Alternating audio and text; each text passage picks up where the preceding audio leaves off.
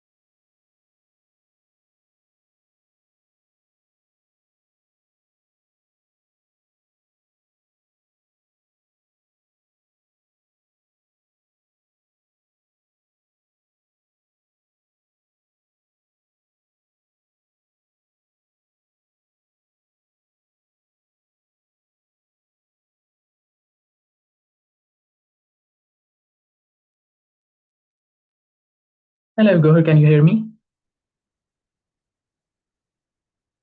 Yes, sir, loud and clear. Okay, so I think so the problem is on my end because that is on my computer because it's not getting connected with the laptop for some reasons. I'm not quite sure why is this the case, but I think it's on my end probably because showing me the camera is not connected. So something all right. probably Maybe a few of your updates are pending. You need to update your device. That could be one reason. But why don't you put up a picture of yourself so that instead of the Z, we should be able to see something. No. There's some movement on your screen. Yeah. Just. Yeah. Let me just do that. Now, right. Yeah. Probably now. Yeah. Oh, yeah. Can you hear me? There you are. Yeah. Yes. Yeah. That's good. Yeah. Good. So welcome to today's session. Yeah. Thank you so much. Let me just share we had a session earlier on qualitative research. So most of our participants for this webinar have already attended the earlier webinar on qualitative research. So I think there are going to be some questions related to how to overlap these two methodologies. And I'm actually really excited about this webinar because quantitative research is tough, at least for me. It's tough.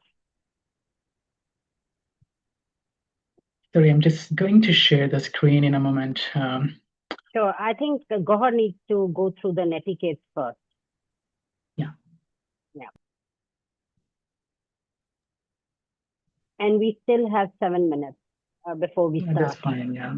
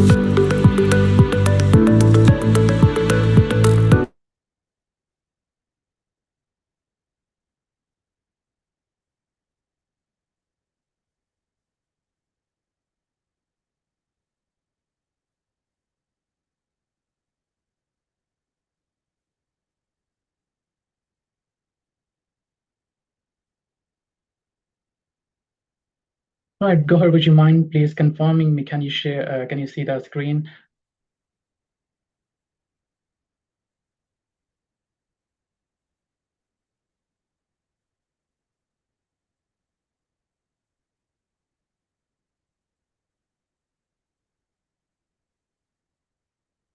No. Yes, sir, we could see your slides. We have this intro video, and once that is finished, I'll start exactly at 2 with the netiquettes, and then we'd start the session. Yeah, sure.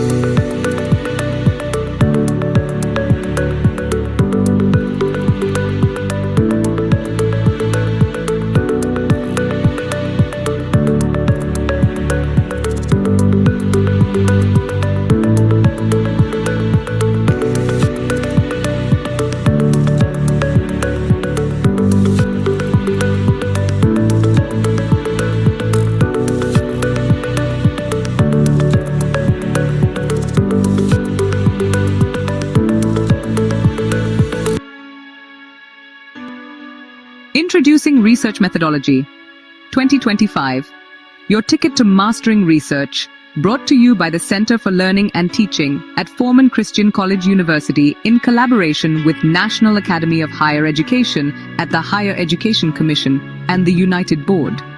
This isn't just another course. It's built around the renowned Vitae Researcher Development Framework, covering everything from deep subject knowledge to personal effectiveness, professional standards, and real-world impact. We are immensely grateful to our experts who have graciously offered their time and expertise in the spirit of knowledge equity. These experts are among the leading voices in their respective fields. And yes, it's 100% online and totally free, wherever you are in the world. Whether you're a postgraduate, early career researcher, or simply passionate about better research, this course is for you. Join us and be part of a movement for knowledge equity. Sign up now and unlock your research potential.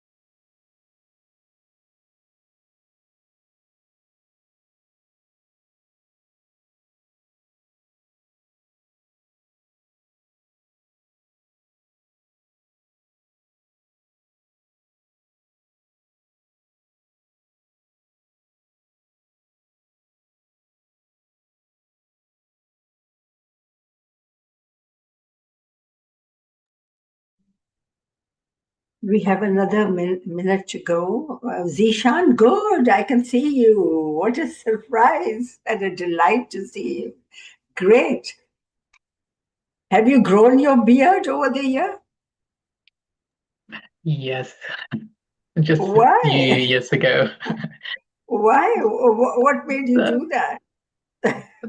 So many factors. One of them is I think so I look so young when I teach postgraduates, PhD students. So I can sometimes, yeah, understand that. I think that's a very frank response, and I love yeah.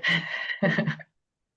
Thank So you. yeah, So I think we are good to go. Dot on yeah. time, 2 p.m. Pakistan time, and elsewhere it must be different. Maybe it's still afternoon is still to come for many of you.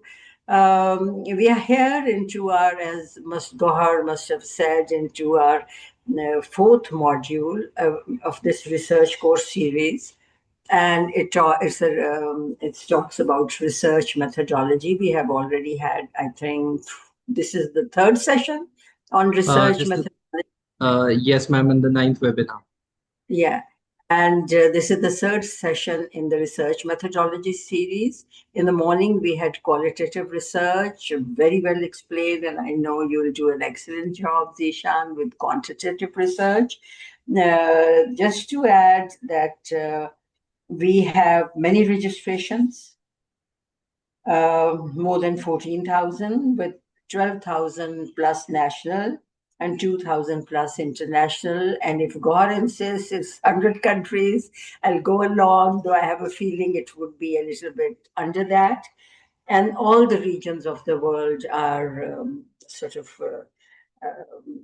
have joined in: Africa, Asia, all of Asia, Middle East, Europe, North America, South America. That's commendable. Australia and New Zealand. So we can give ourselves a pat in the back for that access and spread. And a lot of it has to do with experts like you, who add to the credibility of the course. I'm sure you will talk about the agenda. And I want to also especially thank National Academy of Higher Education of our Higher Education Commission in Pakistan, and United Board for Christian Higher Education in Asia, that is stationed in, that is, the center is in Philippines. And they're both been very forthcoming in collaborating with us, which has added to the charm of these courses. Zishan, you actually were a student at FCC, so we are very proud to have you with us. You have done a PhD in statistics from the University of Warwick on the prestigious Chancellor's International Scholarship. And of course, the beauty is that your research is rooted in real world problems in social sciences and public health.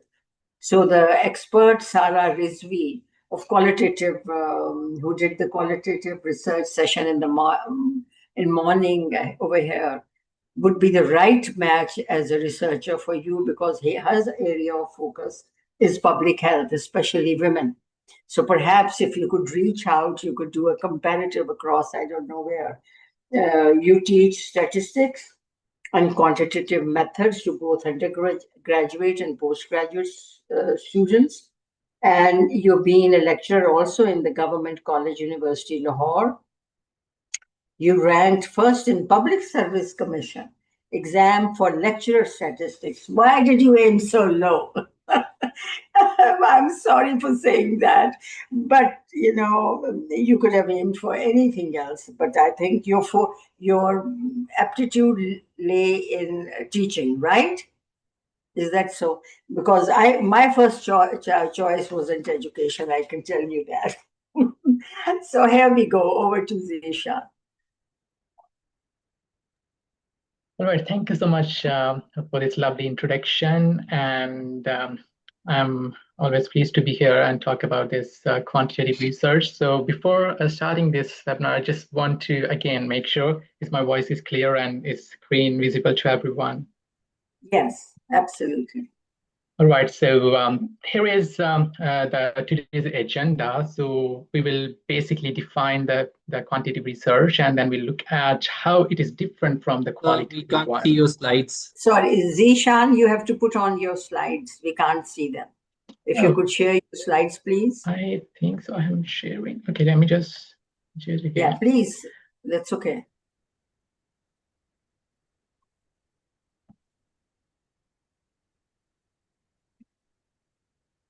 And just to say that Mavish will take care of the Q&A and the conclusion.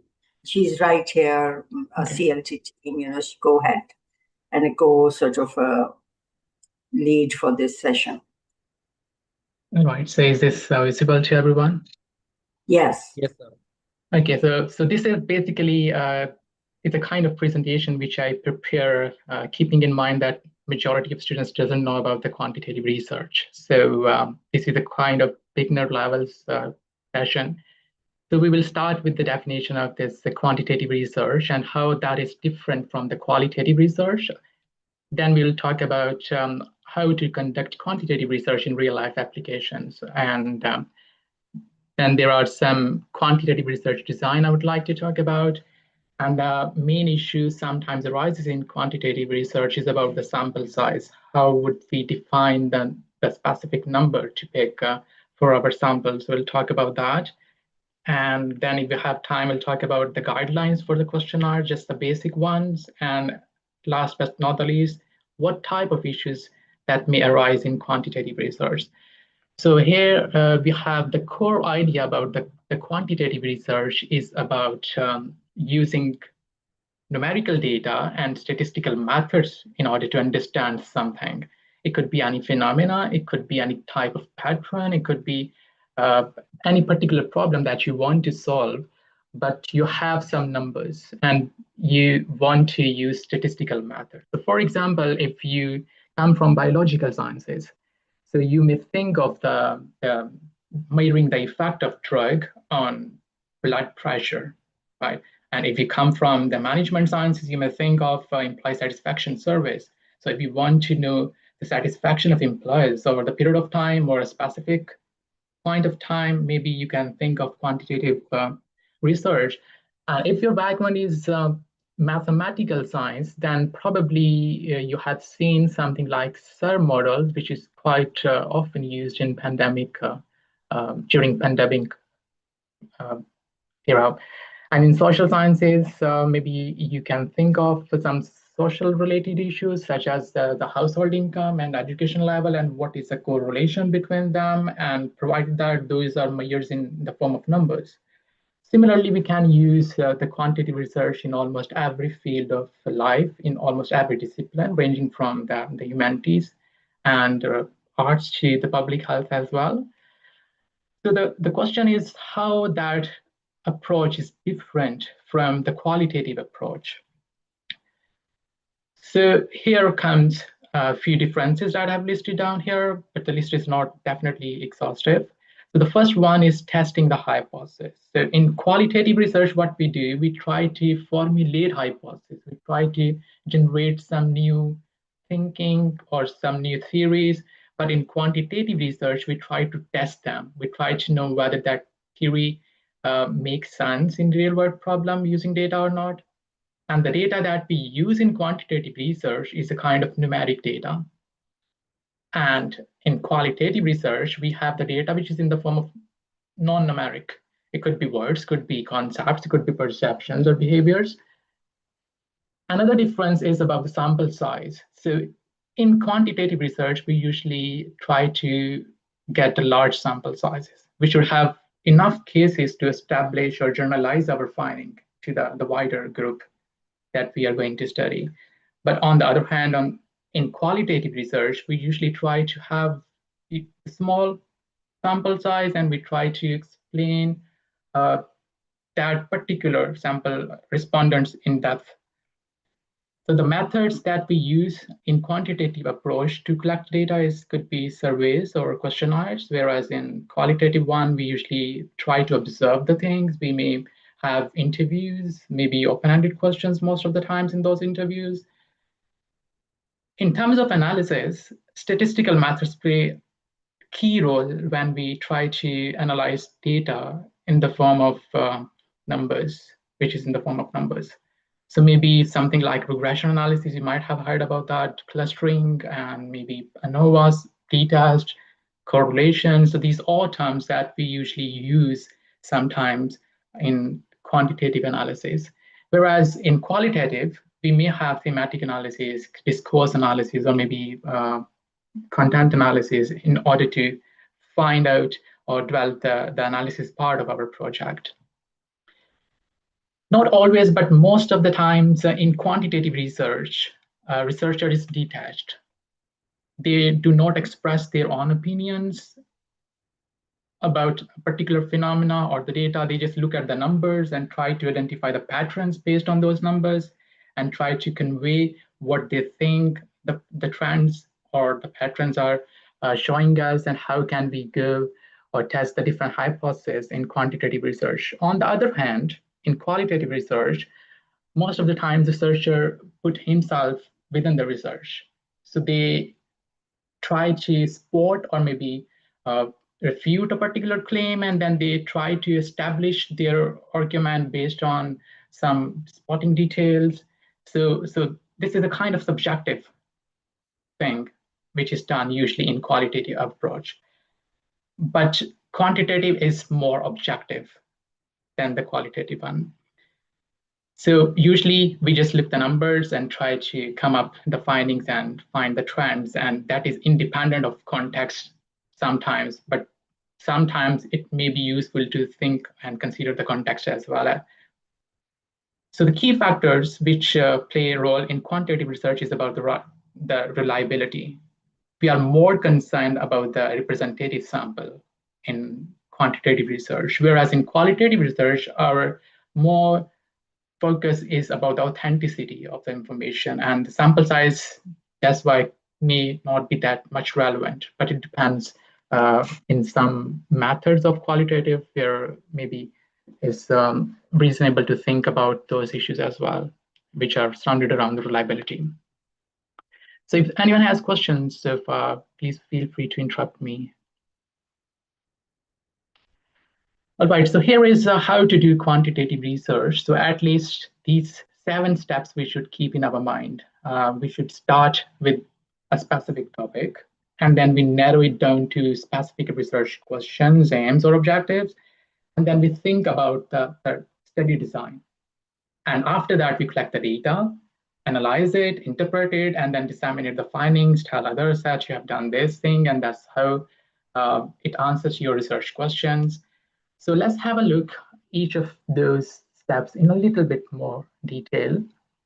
So for example, selecting a topic. So research, as a student, maybe you can think of different ways of selecting the topic.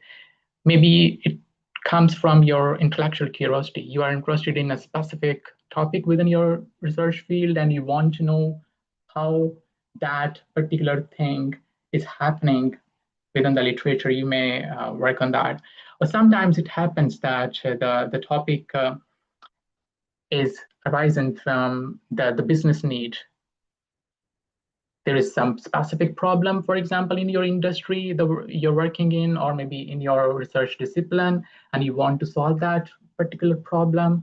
So you may rise the topic from, you may come up with the topic using those things as well.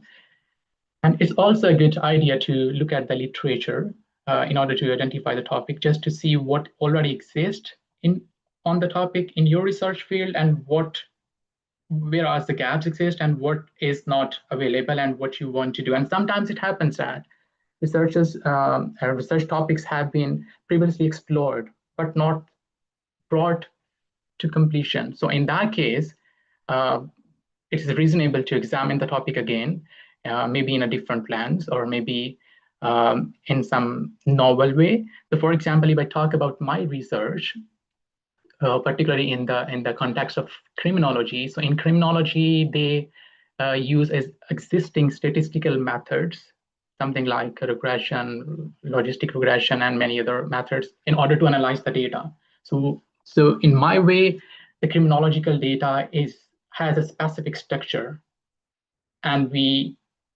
may develop some novel method. So what does those textures, what I think probably I'm not going to in a little bit in more detail about those things, but this is one of the way of thinking about the topic. The second step could be a focus question. So after deciding on the topic, you may think about the research questions and how to narrow it down to a specific objectives maybe, and how can you develop the hypothesis.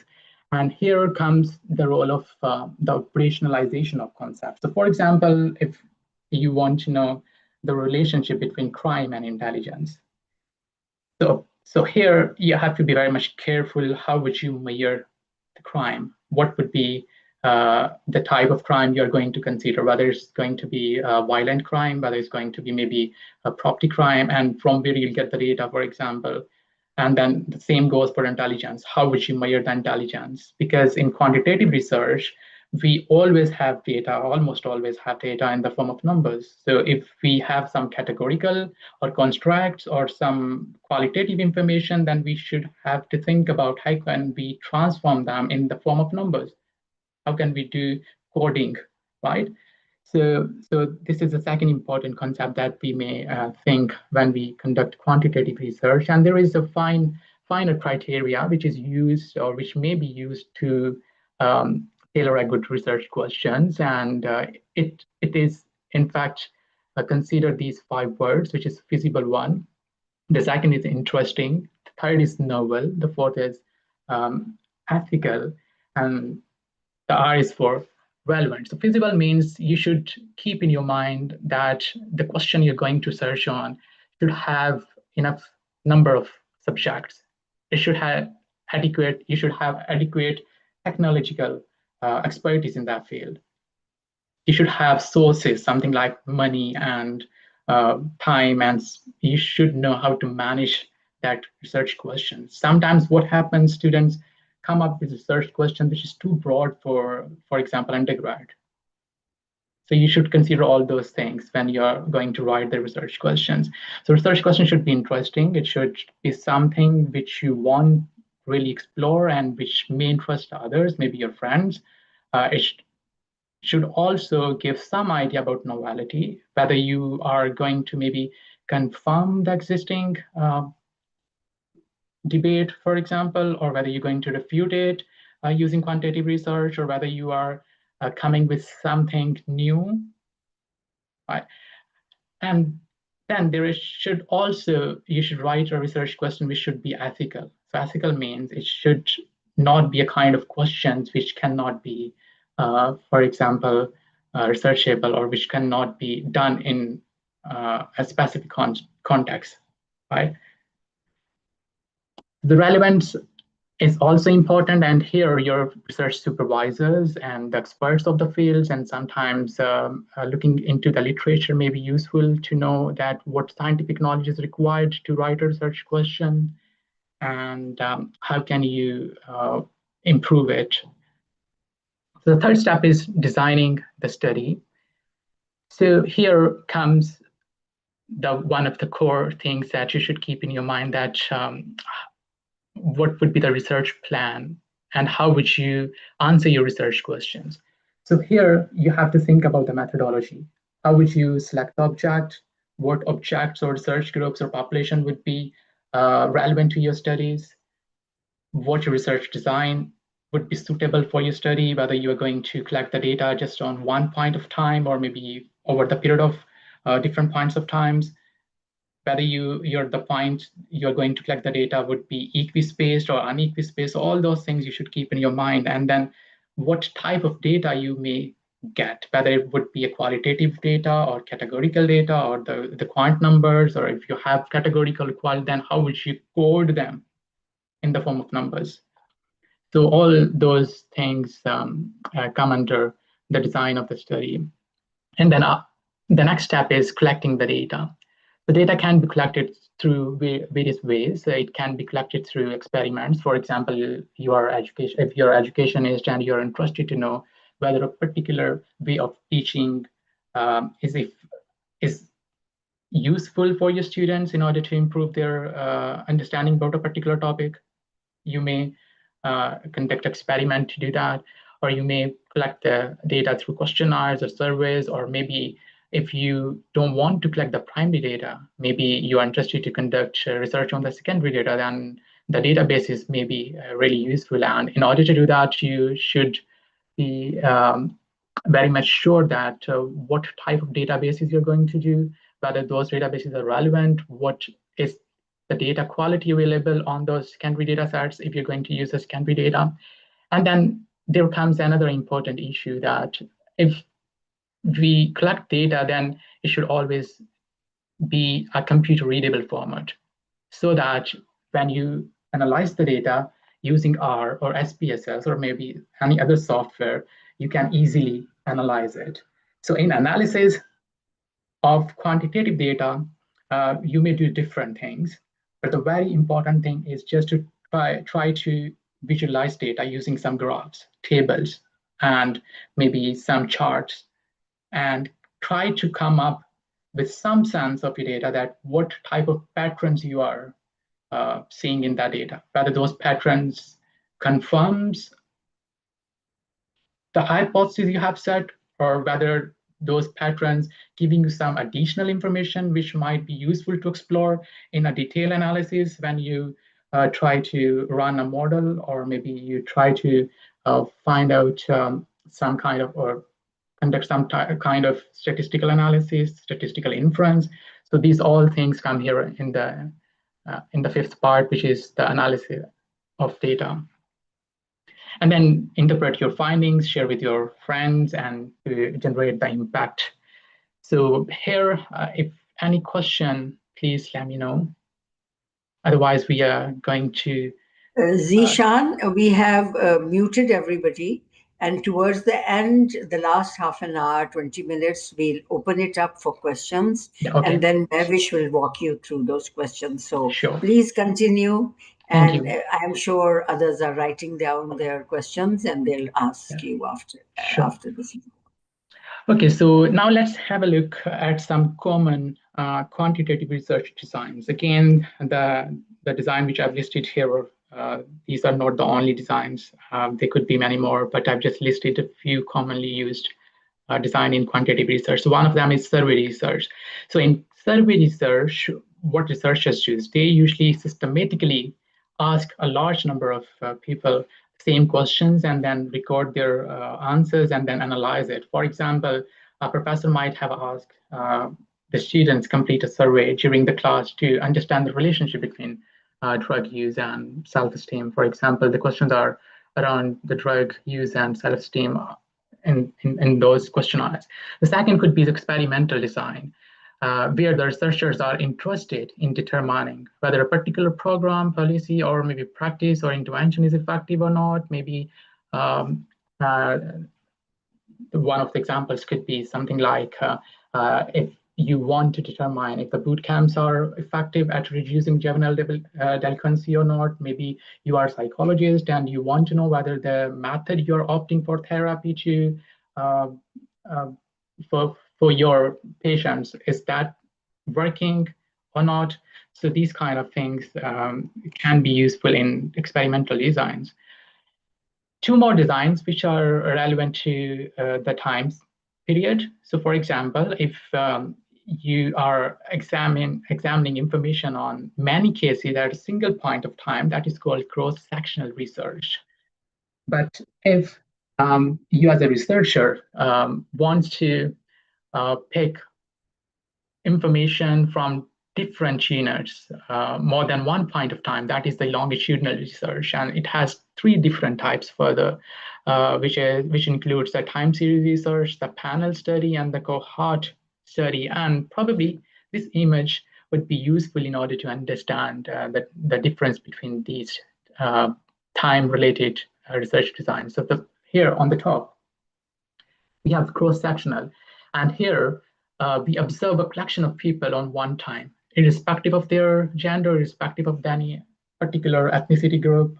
We just try to collect on a single time. The time series is a kind of design where we observe different people at multiple times. For example, you have collected some responses, say in 1950, and then after 20 years, you have selected in 1970 some other responses. Then in 1990, you have selected another response. Then 2010. So the main important thing here is think about quantitative time series is a kind of design where we try to have equi-space time to collect the data most of the times. So the panel research is a kind of design where we observe the exact same people at 2 or more times. So for example, you have collected the data with some respondents in 1985, and then after 10 years, you approach to the same respondent and you collected the data from them. And then after 10 years, again, the same respondents. So this is the panel research where we have multiple respondents or different times, but the respondents remain the same. But if those respondent, if we are more interested in the experience, for example, you want to observe the people who share the common experience, then it is a cohort. And here in cohort, you may have different respondents after 10 or 20 years, which is your time span of collecting the data. So in case study, we usually observe a small part of respondents, but in very much detail, right? So this is the case study is mostly done in qualitative research as more often than the quantitative ones. So let's have a look at determining the sample size, because this is the key issue that if you want to select a sample using any of sampling technique, then you should know how much sample would be useful. And it depends on at least 4 key parts. One of them is the population size. So how many total people are in your population? So if you know, then you have to use that number in order to find out the sample size. But most of the times it happens that we are unsure about the finite number of the population. So in that case, we just try to come up with the unknown or approximated number that we are aware of, and use that to find the sample size. The second important factor that determines sample size is the margin of error, or the confidence level, because no sample will be perfect. So irrespective whether you select a sample of 100 observations or 1,000 or whatever, so as far as that is a sample, that would not be perfect. So you need to decide how much error you may bear. So usually the confidence interval determines much higher or lower than the population mean you are willing to let your sample mean fall.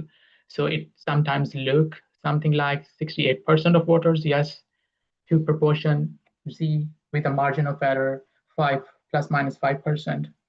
So you have to be careful about this second thing when you're going to find the sample size. The third one is confidence level. How confident you want to be that the actual mean falls within your confidence interval. So the commonly used confidence intervals are 90%, 95, 99. It depends on the situation. And then the fourth factor is the standard deviation. So how much variance or variability do you expect in your responses? If you want higher variability, in that case, standard deviation would be higher. But if the variability is lower in your response, then the value of the standard deviation would be lower. Another additional thing that we should consider when we are going to find the sample size, we should know whether the outcome variable is categorical or quantitative. So categorical means we have categories, something like gender, male, female is a category, right? Or maybe we have religious affiliations, right? But quantitative variable is a variable which inherently in the form of numbers. For example, number of children in a family, or maybe crime rate, or maybe education rate, right? So after deciding whether the variable is categorical or quantitative, you may think of whether it's a continuous one or not. The other questions, whether you are interested to know about or compare the averages or the percentages. So averages are mostly compared when we have continuous or quantitative variables. But if the variable is categorical, then the proportions and percentages are compared. The third important thing, we should know whether the two variables that we are going to compare, whether both of those are categorical or the quantitative ones, right? So here is the formula which you may use in order to determine the sample size when you are going to compare the differences of means for equal sizes. So in this formula, n denotes the sample size in each group. This thing is, which is highlighted, is known as the sigma square, and the sigma is standard deviation of the outcome variable. Z beta is basically known as the desired power, and desired power means the probability that a hypothesis test will correctly reject a false hypothesis, and usually it is taken 80% power. And then we have Z alpha beta. This is the desired level of significance, and usually this number is typically taken as 1.96, and the D is the effect size. The effect size, if we have two groups, then what would be the difference between the means? So if we know these things, then we can know the size of the sample for both groups. But in case if we have two different samples, we don't have equal size groups. In that case, we may use this formula. And here, everything is the same except this ratio. And here, R is basically the ratio of larger group to the smaller group. If you know the total population size, just take the ratios and use here, and you will end up with the size of your smaller group. So this is in the case when we have quantitative variables. That's why we will be interested in the differences in mean. But when we have qualitative ones, in that case, we would be interested in the proportions or the percentages, right? So the same formula, just a difference here. Instead of using sigma, we have used a different variability measure. That is, in fact, a kind of standard deviation in categorical variables. And P1, P2 is the proportion, again, of the outcome variables, and again, the effect size. And if we have unequal sized groups, then we use the same formula that we have used in quantitative case, except replacing the standard deviations with this P bars, and the effect size would be the difference between the proportions. All right, so here the guidelines for the questionnaire designs. So I've not included each and everything in that part of the presentation, but still I want to highlight a few key things that could be useful when you collect the primary data using questionnaires. So the question is why questionnaire design is important. So there are many reasons, and a few of them I've listed here. For example, it ensures the quality of the data in research often depends directly on how well a questionnaire is designed. Poor design can lead to biased responses, misunderstanding, and inaccurate conclusions. Therefore, you should develop a clear, well-structured questionnaire that may be useful to enhance respondent engagement and data quality. So here are three main principles that may be used to design a good questionnaire. So one of them is the principle of wording. You should be very much careful about the content, the purpose of the questions. Whether you're going to write a question that may have some subjective opinion, something like satisfaction. If you're going to find out, write about the question which is related to satisfaction, it means you should be very much careful. What do you mean by satisfaction? How would you measure it? Maybe you had to use more than one question to measure the satisfaction about a particular topic that you're searching on. On the other hand, you may have objective questions, something like age. So in that case, it's okay to ask what is your age, or maybe age and giving the some age groups to the respondents. Again, the wording is really important, and the language. If you are collecting the data from a particular population in a particular context, then you should use those slangs words maybe sometimes, if that is helpful, or you should avoid using some very technical words which may not be understandable by your respondents. Then the type of questions usually is also important, whether you should collect the question, whether you should collect the data using open questionnaires or open-ended or the closed-ended. So open-ended means you just ask the question and give some space within your questionnaire to the respondent to write down their own opinions or whatever you want them to write there. On the other hand, the closed question are the type of questions where you give them the options and they pick out of those options. Sequencing is also important, so I usually prefer to go from general to specific questions and ask the hardest question at the end. Sometimes it's useful instead of asking at the very beginning of the questionnaire. Some other principles, something like the principle of measurement, you should be very much careful whether you are going to use the question. For example, if you want to ask the age, so whether you need age in years, whether you need age in maybe age group is enough, or whether you want age something like old, young, teen. So what type of category you would like to analyze according to your research questions. So coding is also important. Just beforehand, decide on the coding, whether you would be using 1 for male, for example, or 2 for female, or whether you would be using 1 for female. So that's also a very important thing to do. Then the scaling, there are different scales, whether a Likert scale or maybe some other type of scale, what type of scales you would be using, it all depends on your research questions at times and how specific you want to be. The reliability and validity, I talk about that in a moment.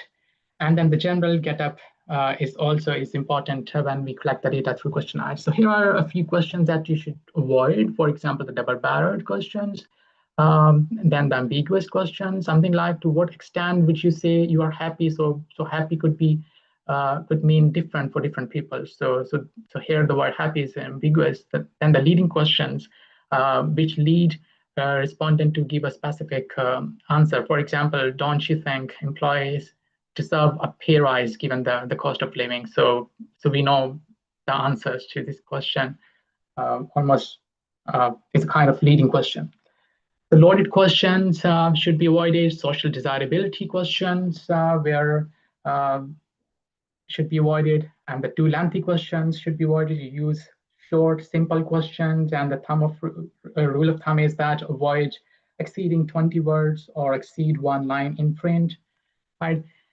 Sometimes researchers use recall-dependent questions. It's a good idea to avoid them if those questions are not that much relevant in the questionnaires. The reliability and validity, these two things are really important when it comes to when we talk about the questionnaire design. So the reliability is basically the consistency of measurement tool over time, and it ensures stable data collection. And researchers use different methods to ensure whether they have collected their reliable data or not. For example, they may use test-retest method, which involves administering the same measurement instrument to the same participant at 2 different point of times, and after collecting the data, they try to find out the correlation between them. If the correlation is higher, then it means they've collected a consistent data, right? The second reliability test would be parallel form. This method uses 2 different versions of the same measurement instrument designed to equivalent, administered to the same groups of participants, and after collecting the data, again, the higher the correlation is, the higher the reliability here.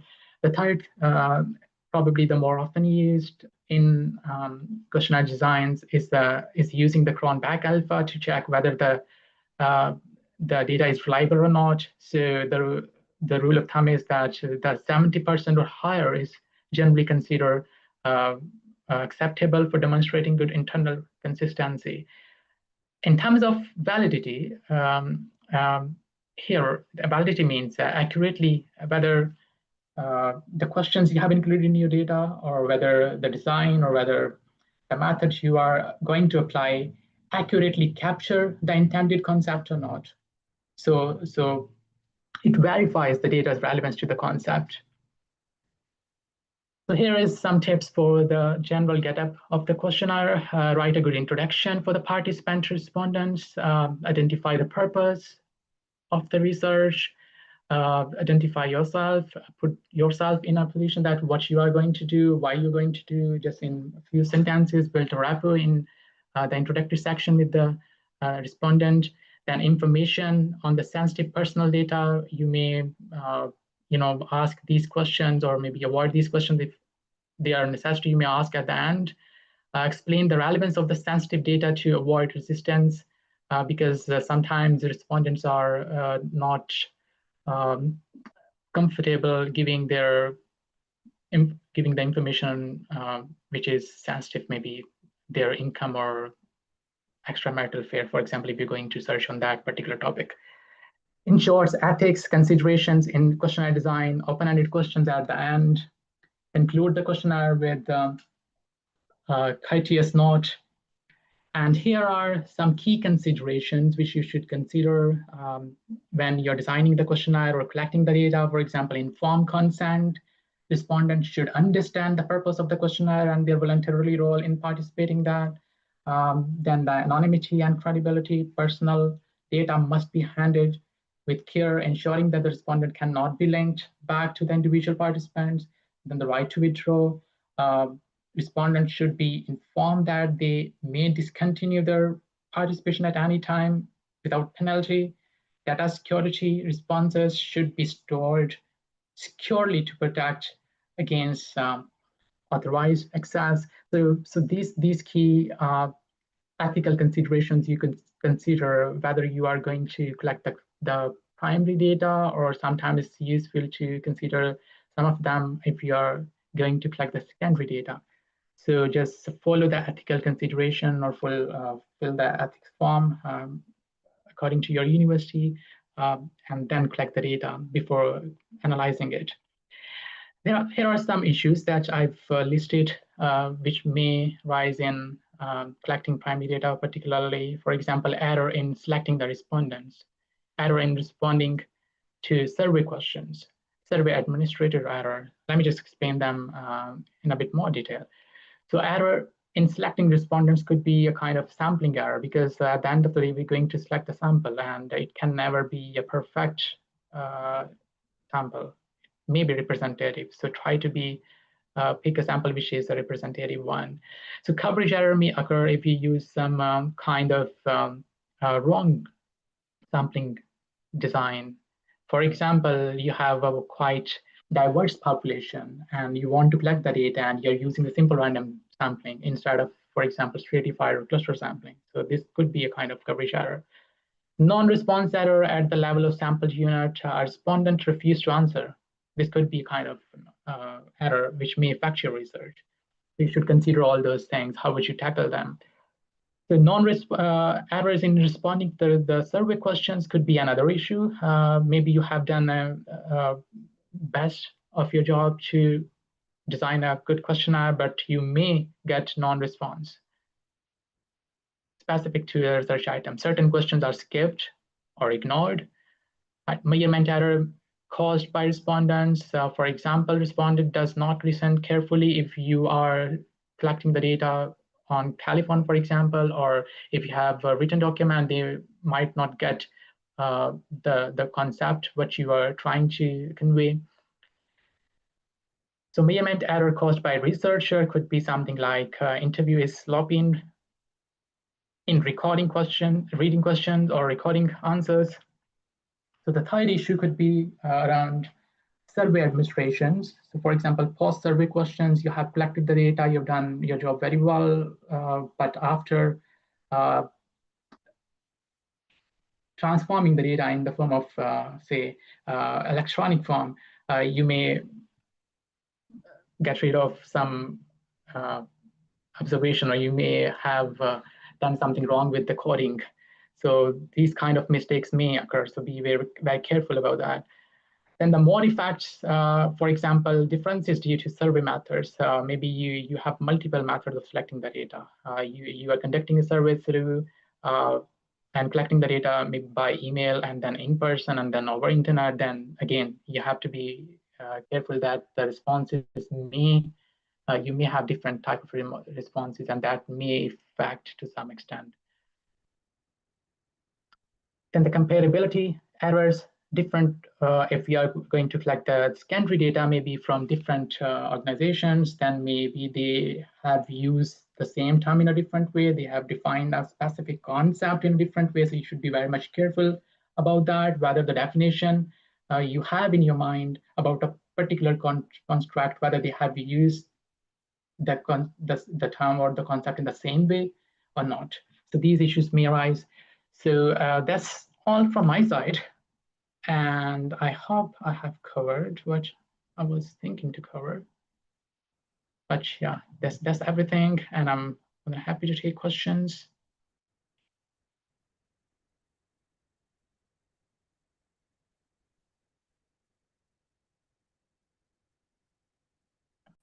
Are we, Jean?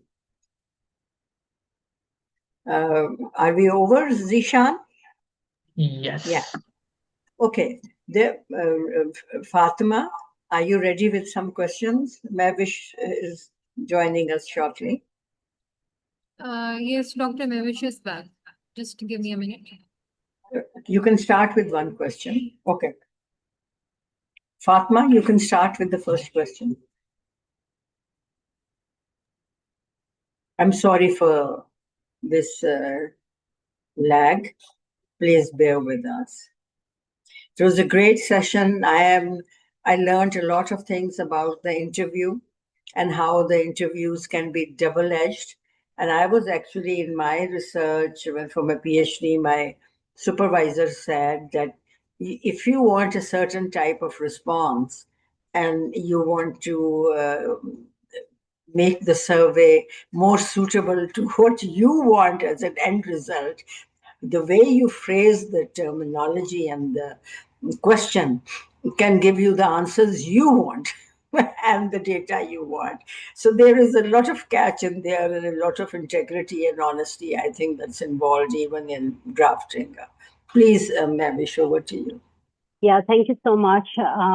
So we have different categories of questions. We have thematically arranged them for you, Zishan. The first question is about AI ethics and data authenticity.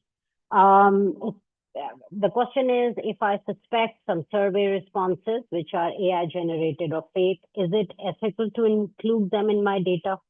What are the practical ways to detect and ensure authenticity of responses collected via platforms like Google Forms? If we are sure that those responses are generated AI, so it means you are actually not going to solve the questions for the population you have in your mind, right? So I won't say that would be ethical. That would definitely think not ethical. So yeah. So what was the second question? But I think it also depends on the research question, because sometimes you really want to you want to deal with synthetic data for whatever reasons. It depends on your research question, shouldn't it, Zishan? Yeah, sure. So for example, in that context, for example, if you want to know how, if you're comparing something like AI generated responses and the actual responses, for example. So if AI is a part of your research topic and you want to explore in that, that makes sense. But if that is not a part of your research, is on the humans, for example, or on a particular population or group or ethnicity, then probably generating responses from AI wouldn't make sense to me, at least. Yeah, absolutely. That's polluted data and one has to clean it, of course. So the next set of questions is about sampling, population, and sample size. Amna Gold from Cohort University is asking if a variable X is specific to social media users, Is it valid to recruit participants from social media when the population is defined as Pakistan? So I think she means to ask that generally can she recruit people on social media? But if your study says that you're recruiting people from Pakistan, the answer is there in your question. You have to stick to Pakistan only. Zishan, would you like to add something to it? No, that's correct. In fact, last year, one of my students was doing something like on Nigerian population, but she was collecting data from those who are here in the UK, I mean, the social media. But the question is, if you are finding some consuming behavior in Nigeria, for example, or in Pakistan, then you should pick the respondents that live in Pakistan, not in abroad or somewhere. Yeah. So the next set of questions is about quantitative and qualitative approaches. And a very good question has been posted by Padam from University of Sindh. I'm sorry if I haven't pronounced your name correctly. So the question is that how can we minimize response bias while we are creating questionnaires for quantitative research?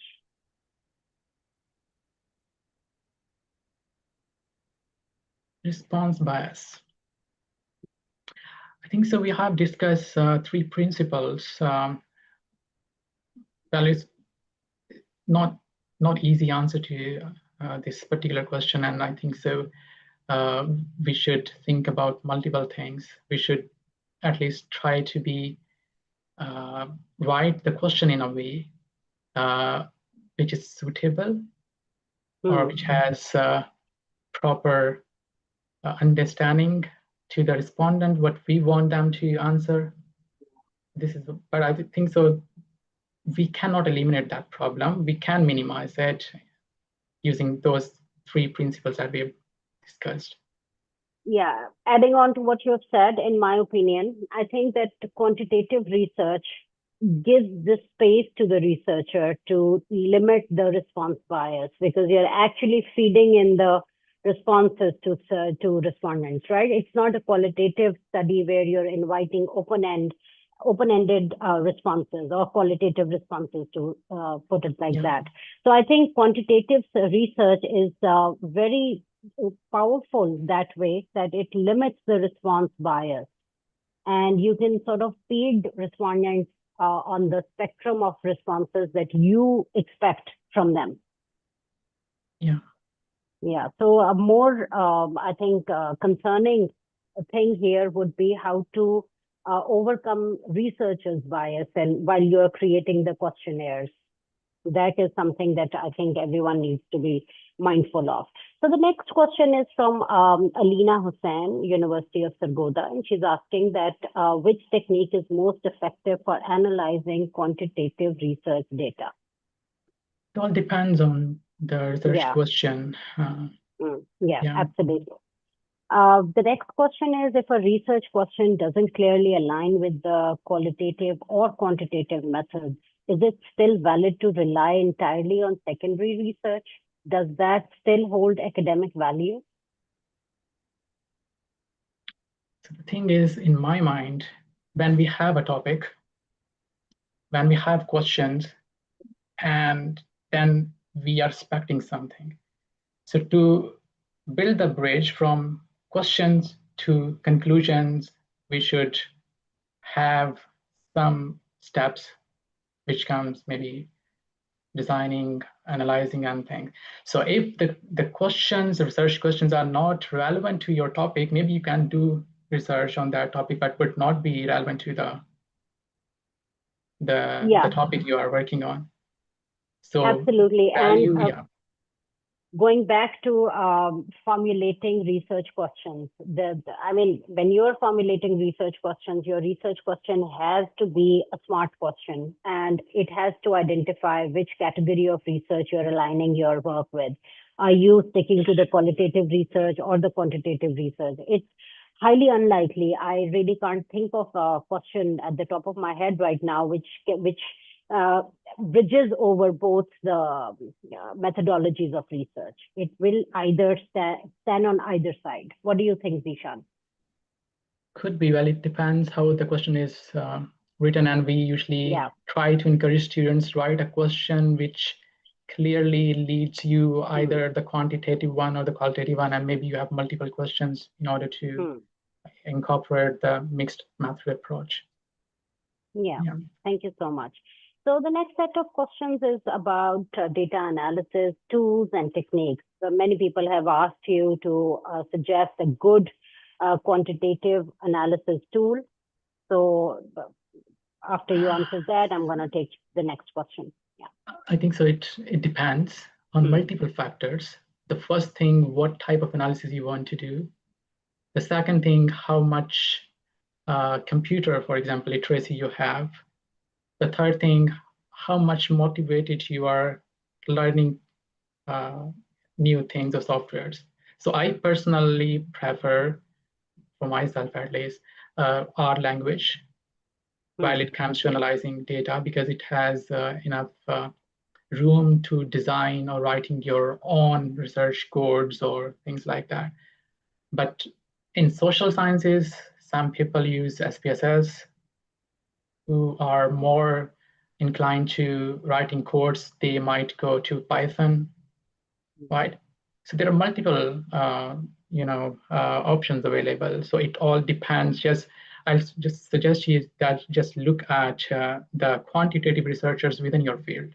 What type of software or techniques they are using? That would be the starting point for you. For example, if you are in social sciences, so mostly people use SPSS maybe, and then they go R or many other. These are the second option. But if you are from mathematical sciences and you want to do quantitative research where you want to explore numbers, not just the equations or things, then probably mostly people, as far as I know, use MATLAB or Mathematica, and then they go some other second options.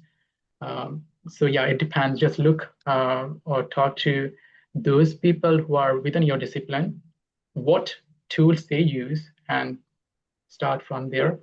Or if you want with it generally, I prefer R. If you have to comment on user interface, because I understand coming from a non-quantitative research background, I think the interface of any tool is most threatening. The first look of the tool. So talking about the interface, any tools that have an easy interface, user-friendly interface? I think so. The Minitab is the best one, in my opinion, because SPSS is even confusing to some people because it has two different windows.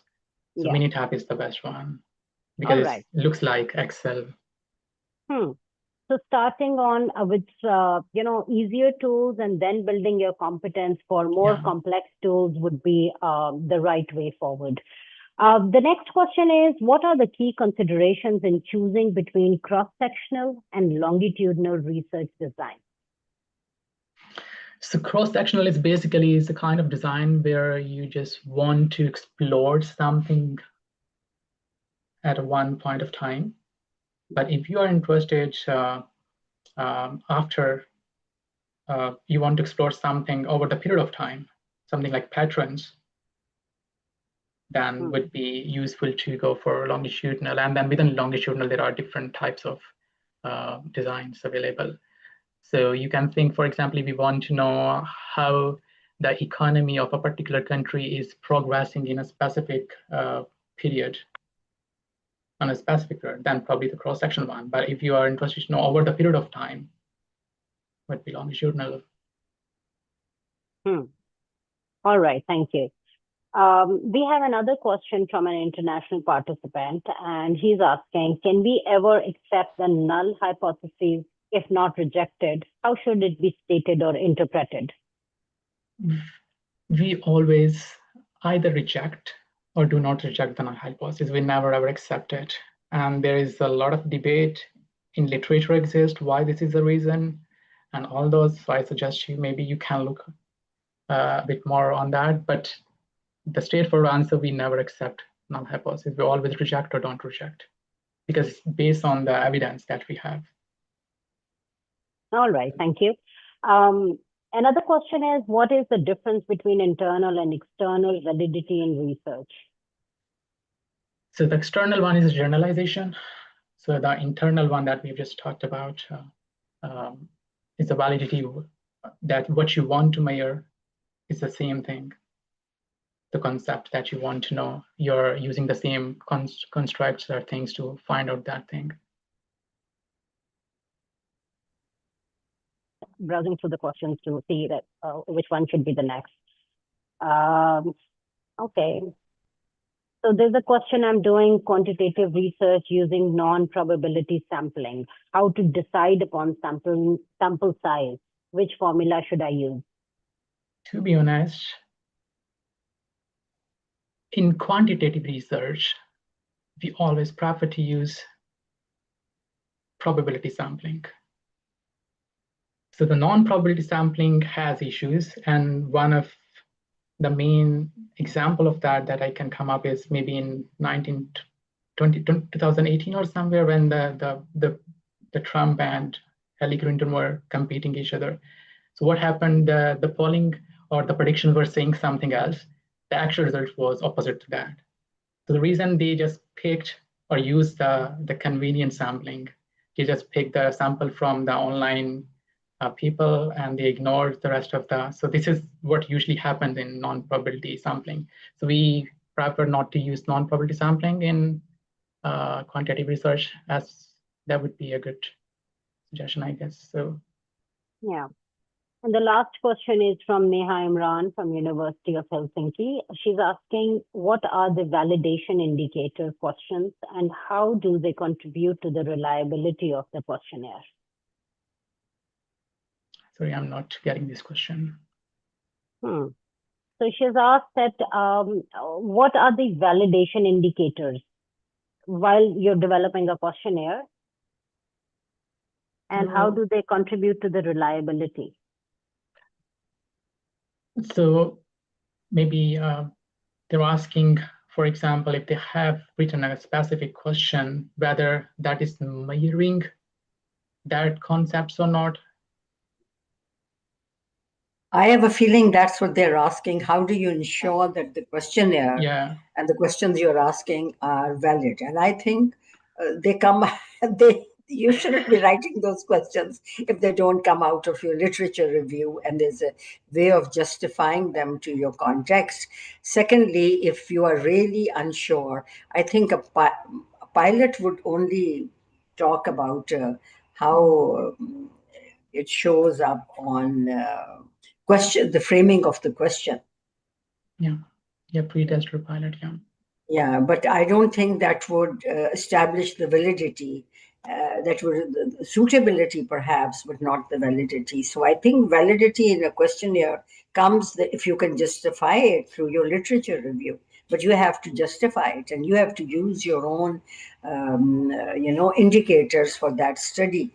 If you have developed a framework and indicators for that study, you will have a pretty good idea of what sort of questions should be there. I think that's the best way I can think of it. If you put it in AI, maybe that will give a better answer.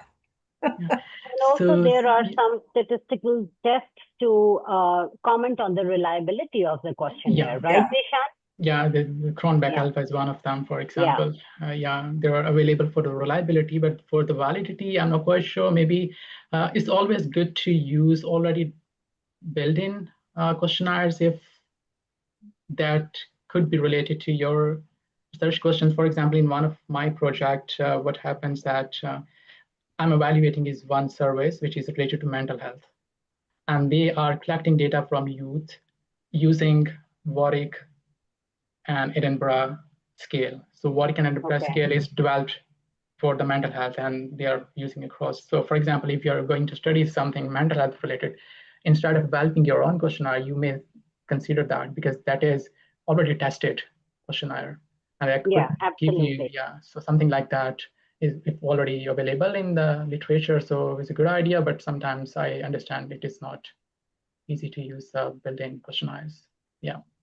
Yeah, but sometimes your study requires to contextualize the questionnaire. And in that situation, I think using a reliability test would be the best way forward for the researchers. Yeah. So with this, we've come to an end of today's webinar. Thank you so much, Zishan. We covered essential techniques ranging from survey design to data analysis. And it was in the morning, we had the webinar on qualitative research. So today we have covered the full spectrum of research methodology. And so thankful to you for taking out time. And for our participants for asking such engaging questions. Thank you so much. Your contribution made these webinars even better. So thanks a lot for everyone's participation. I think just very quickly, Nimra, how many countries are represented in this 700 plus or 800 plus audience? Any idea, Nimra or somebody from the team, if you could quickly say? We want to thank each one of you for finding the time to be here. Our team us from seems all to the be different time zones. There were questions from northern countries and also from global south. So we have a good representation of many countries. Yeah. Participants from India, Nigeria, we have from Iran. We have someone from Afghanistan as well. Yeah, Malaysia as well. Okay. Okay, good. So we will say goodbye to you, Zishan, and bother you again next year. We'll try to send you a list of the chat questions and see if we can give some answers in our responses that we send, the post session materials that we send to the registrants. So Gohar, please copy the chat from the Zoom and let's put up the questions to Zishan so we can give answers for those that are left unanswered. Thank you so much. Thank you. Thank you, Mavish. Thank you. I wish you